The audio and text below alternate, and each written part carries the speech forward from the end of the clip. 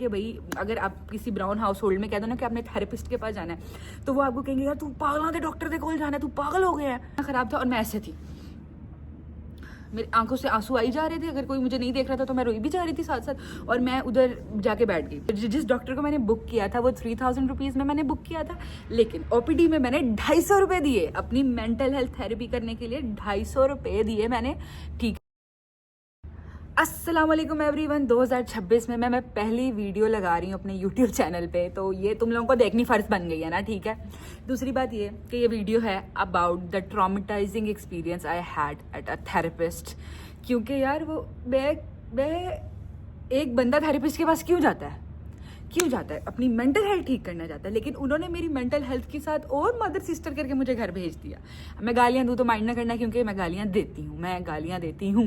मैंने कहा कि अपनी यूट्यूब चैनल पे अपनी असलियत दिखाती हूँ लोगों को, ताकि असलियत में रहूँ, मुझे फेक ना बनना पड़े।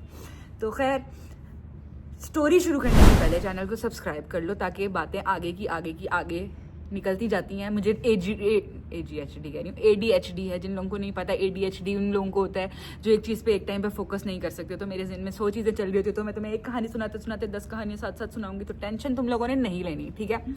सबसे पहले होता ये है कि I was having a emotional breakdown, जो कि बहुत हाई और बहुत लोज पे जा रहा था। मैंने कभी इससे पहले मेंटल हेल्थ को सीरियस नहीं लिया था, लेकिन द मोमेंट आई रियलाइज्ड कि यार यहाँ पे दिमाग फक कर रहा है मेरे साथ, दिमाग नहीं सही चल रहा। मैंने कहा कि यार यहाँ पे मुझे ज़रूरत है कोई एक थेरेपिस्ट के पास जाने की, डॉक्टर के पास जाने की। सबसे पहले तो मैं तुम लोगों को यही कहना चाहूँगी कि अगर तुम लोग भी अपनी मेंटल हेल्थ को सीरियस नहीं ले रहे ना, तो मुझे थेरेपिस्ट ने मेरी बात बताई थी कि द मोमेंट आप अपने इमोशंस को सप्रेस करना शुरू कर देते हैं ना, तो एक टाइम आता है कि वो निकल आते हैं। तो at the very age of 25 मेरे इमोशंस ने डिसाइड किया कि आमना अब तू था, अब तेरा दिमाग तुझे कंट्रोल करेगा। तू किसी चीज़ को नहीं कंट्रोल करी, तेरा दिमाग तेरी बॉडी को, तेरी एपेटाइट को, तेरी हर चीज़ को कंट्रोल करेगा। लेकिन खैर, अब मैं तुम लोगों को बताती हूँ कि मैंने ऐसा फैसला क्यों लिया। मैं अपने आप को बहुत ज़्यादा हर्ट कर रही थी, और मैंने अपनी अपनी ज़िंदगी का बहुत सारा टाइम इस छत पे ही बैठ के, अपने घर की छत पे ही बैठ के, यहाँ पे इस दीवार के साथ टेक लगा के रोई पिटी हूँ। तो मैंने कहा कि यार यहीं पे ये वीडियो बनाते हैं, ताकि तुम लोगों को भी थोड़ा सा कनेक्शन फील हो और मुझे भी सुनाते हुए थोड़ा सा कनेक्शन फील हो।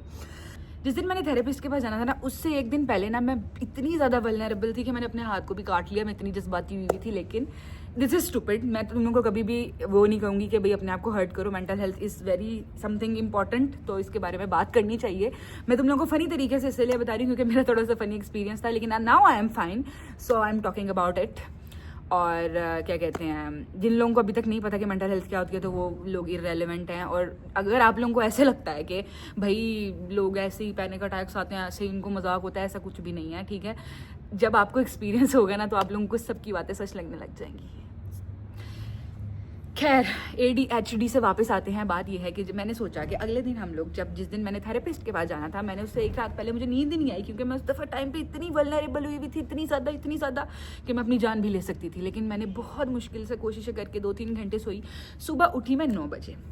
अब मैंने थेरेपिस्ट बुक कहाँ से करवाया था, ये सबसे इंपॉर्टेंट होता है कि भाई अगर आप किसी ब्राउन हाउस होल्ड में कह दो ना कि आपने थेरेपिस्ट के पास जाना है, तो वो आपको कहेंगे यार तू पागल है, डॉक्टर के कॉल जाना है, तू पागल हो गया है, तेन की हो गया है। मतलब मेरी मामा को ऐसे लगा कि भाई ये क्या सीन है, ये क्यों डॉक्टर के पास जाना चाह रही है। लेकिन मेरे घर मेहमान आए हुए थे, तो मैंने ना थोड़ा डोज किया, और मेरी बेस्ट फ्रेंड ने भी मुझे यही कहा कि तुमने ना किसी को बता के नहीं जाना डॉक्टर के पास। तो मैंने घर में जब सरसरी सी बात की तो सारे परेशान हो गए, लेकिन मैंने बुक जब करवाया ना, तो मैंने किसी को बताया नहीं कि मैं किस डॉक्टर के पास जा रही हूँ। अब मैंने मामा को कहा मुझे सुबह 9 बजे आपने उठा देना है। मैं जी सुबह उठी हूँ 9 बजे, और मैंने थेरेपिस्ट, मैं तुम लोगों को बता रही थी मैंने थेरेपिस्ट कहाँ से बुक कराया। थेरेपिस्ट मैंने ओला डॉक से बुक कराया था। एक ऐप है जहाँ से आप डॉक्टर्स को बुक करा सकते हो। मैंने 1-2 दफ़ा पहले भी वहाँ से डॉक्टर्स बुक कराए हैं, लेकिन मैंने कभी साइकेट्रिस्ट बुक नहीं करवाया। और मुझे साइकोलॉजिस्ट आई गेस वो होते हैं जो आपको थेरेपी देते हैं, और जो साइकेट्रिस्ट होते हैं वो आपको दवाई और थेरेपी दोनों चीज़ें देते हैं। तो मैंने साइकेट्रिस्ट बुक कराई थी, और वो साइकेट्रिस्ट मुझे जो सबसे रीजनेबल लगी थी ना, जिसके सबसे ज़्यादा पेशेंट्स थे, वो थी फातिमा मेमोरियल। अगर जो लोग लाहौर में रहते हैं ना, उनको पता है कि फातिमा मेमोरियल एक बहुत बड़ा गवर्नमेंट हॉस्पिटल है। उसके प्राइवेट क्लिनिक में मैंने एक थेरेपी बुक करवाई थी, ठीक है। अब मैं जी गई हूँ, मैंने कहा कि जी सुबह 9 बजे मैं उठी, मैं तैयार तो नहीं हुई। खैर मैंने फ्रॉक कल पहना था, वही मैंने चढ़ा के ऊपर हुडी पहन ली, फिर सॉक्स और क्रॉक्स पहन के बड़ा अजीब सा हुलिया बना के ना मैं चली गई। मैं तस्वीर हुई तो अटैच कर दूँगी। अब मेरा हुलिया इतना ख़राब था और मैं ऐसे थी, मेरी आंखों से आंसू आई जा रहे थे, अगर कोई मुझे नहीं देख रहा था तो मैं रोई भी जा रही थी साथ साथ, और मैं उधर जाके बैठ गई। अब मैं एग्जेक्टिव क्लिनिक में जाके बैठ गई, वहाँ पे मैंने अपॉइंटमेंट ली हुई थी। मैंने उनको कहा, मैंने डॉक्टर साइमा बतूल की अपॉइंटमेंट ली हुई है, इसको बुलाओ प्लीज़, मुझे थेरेपी की ज़रूरत है इसी वक्त। वो कहते जी 1 मिनट। उसने कंफर्म किया, कहती वो तो छुट्टियों पे गई हुई है। व्हाट द फक, ये पूरा का पूरा ऐप जो है, मैं तुम लोगों को क्या कहूँ, ये जो पूरा का पूरा उन्होंने ऐप बनाया हुआ है, उसके ऊपर कोई इन्फॉर्म ही नहीं किया हुआ कि डॉक्टर ही नहीं है। खैर मुझे इतना गुस्सा चढ़ा, फिर भी मैंने ना कंट्रोल किया, क्योंकि गुस्से से ज़्यादा मैं उस वक्त परेशान थी और मैं रंडी रोने कर रही थी। तो मैंने कहा ओके, मैंने कहा डॉक्टर को बुलाओ। कहती मैं कॉल पे ऑन कॉल बुलाती हूँ। उसने कॉल की तो उसने कहा कि नहीं वो नहीं आ सकती, वो पक्की छुट्टियों पे अभी गई हुई हैं। मैंने कहा देखो, मैंने अपने 25 साल की ज़िंदगी में पहली दफ़ा टाइम निकाल ही लिया ना अब नहीं मेंटल हेल्थ थेरेपी का, तो मैंने तो थेरेपी लेके जानी है। मुझे नहीं पता, कोई और डॉक्टर मुझे दे दो। कहती है अच्छा मैं देखती हूँ। उसने देखा, कहती कोई डॉक्टर नहीं है अभी अवेलेबल। अच्छा, अब मैं मामा के अलावा ज़िंदगी में कभी हॉस्पिटल नहीं गई सिवाय ड्रिप लगवाने। मुझे फूड पॉइजनिंग, तुम लोगों को पता है मैं फूड व्लॉगर हूँ, तो मुझे फूड पॉइजनिंग बहुत ज़्यादा होती है, तो सिर्फ फूड पॉइजनिंग की ड्रिप लगा के आ जाती है, उसके अलावा मैं कभी बीमार नहीं हुई। तो प्राइवेट डॉक्टर्स के पास मैं कभी ऐसे नहीं गई एज सच। तो उसने मुझे कहा कि अगर आपने चेक करवाना ना तो ओपीडी में जाके चेक करा दे। अब मेरे वहमो गुमान में भी नहीं है कि भाई ओपीडी क्या चीज़ होती है। मैंने कहा मुझे रास्ता बताओ। उसने मुझे रास्ता बताया। मैं वैसे ही अपने चंगड़ों वाले हाल में मूर्ति मड़ाती हॉस्पिटल में, कहाँ से एग्जेक्टिव क्लिनिक से, ऐसे एग्जेक्टिव क्लिनिक से इतने प्यारे हैं। और फिर जब मैं हॉस्पिटल के अंदर एंटर हुई हूँ तो ऐसे लग रहा था कि कच्छू में आ गई हूँ। लेकिन खैर हॉस्पिटल गई और उधर से मैंने ओपीडी की पर्ची बनवाई। ठीक है, जिस डॉक्टर को मैंने बुक किया था वो 3000 रुपीज़ में मैंने बुक किया था, लेकिन ओपीडी में मैंने 250 रुपये दिए अपनी मेंटल हेल्थ थेरेपी करने के लिए। 250 रुपये दिए मैंने। ठीक है, 250 रुपये में कैसी थेरेपी मिलेगी तुम लोग खुद ही सोच लो, आगे मैं तुम लोगों को बताती हूँ। खैर उसको मैंने 250 रुपये दिए। उसने मुझे पहचान लिया। कहती है आपको क्या हुआ यार, आप क्यों परेशान हो रही है। मैंने कहा आउच आउच आउच, मेरे से बात नहीं करो भी, इस वक्त मेरा मूड नहीं हो रहा बात करने का। मैंने उसे स्लिप पकड़ी 250 रुपये में, और उसने उसके बाद जब आप स्लिप बनाते हो तो उसके बाद वाइटल्स लेते हैं, तो उन लोगों ने ना मेरे वाइटल्स भी नहीं लिए। उन्होंने कहा ये साइकेट्री वार्ड में चले जाएं। मैंने कहा वद्दा ब्रो, इतना बुरा ट्रीट, मतलब हम पागल थोड़ी है कि हम मजहबी गिराने से हैं यार, क्या हो गया यार। खैर हम लोग नहीं, मैं गई ओपीडी की साइकेट्री वार्ड में, और जो भी उनका साइकेट्री डिपार्टमेंट था, मैं वहाँ गई। मैंने उसको स्लिप दी। पहले उसने मुझे कहा स्लिप बनवा के ला, मैं स्लिप बनवा के लाई। मैंने उसको स्लिप दी, स्लिप ले ली उसने मुझसे, और ना उसने मुझे कहा कि बैठो। अब मैं बैठी थी, मेरे सामने ही ना एक डॉक्टर बैठी हुई थी, और वो डॉक्टर्स पता है कैसे बैठे हुए थे, मैं तुम लोगों को इमेजिनेशन देती हूँ। वो बहुत छोटी सी जगह थी, मतलब तुम लोग गाँव का मतलब एक मिडिल क्लास घर जितना होता है ना, उसका एक कमरा समझ लो। उस कमरे के अंदर उन्होंने छोटे रूम्स बनाए हुए थे जिधर 2 या 3 लोग फिट आ सकते हैं। उन छोटे जो फर्दर कंपार्टमेंट्स में ना 3 फट्टे लगाए हुए थे, एक ऐसा बैठने वाला, एक टेबल का और एक नीचे। एक पे डॉक्टर बैठे, बीच में टेबल हो, और बीच में तीसरे फट्टे पे पेशेंट बैठे। ठीक है, अब ये हालात थे। उधर ये सामने एक दरवाज़ा खुला हुआ था, सामने मैं बेंच पे बैठी हुई थी, सामने मेरे डॉक्टर बैठी हुई थी, और वो ना कुछ पढ़ रही थी। ठीक है, काफ़ी यंग लग रही थी। मैंने कहा यार इसके मैंने मुँह नहीं लगना, क्योंकि मुझे ना कोई एक्सपीरियंस बंदा चाहिए जिसके मैं बात करूँ। वो एक लड़की आई मेरे पास, उसने मुझे कहा कि आप आ जाएँ। मैं उसके साथ जाके क्लिनिक में बैठ गई, और मैंने उसे ना इतने बड़े अथरू, इतने बड़े टस्मे बहा के, मेरी ज़िंदगी के सारे टस्मे मैंने ऐसे बहा के, मैंने उससे टिश्यू लेके, मैंने उससे दरवाज़ा बंद करा के वो कहानी सुनाई। मैंने कहा मेरे साथ ये हो गया, मेरे साथ वो हो गया, मैं बर्बाद हो गई, मैं लुट गई, मैं ये होगी वो होगी। खैर मेरी कहानी में कोई जुनून तो नहीं था, लेकिन उसने मुझे पहचान लिया। ये एक तो बड़ा गलत होता है यार, बंदा कुछ भी नहीं कर सकता, आपको सब पहचान लेते हैं। उसने मुझे पहचान लिया।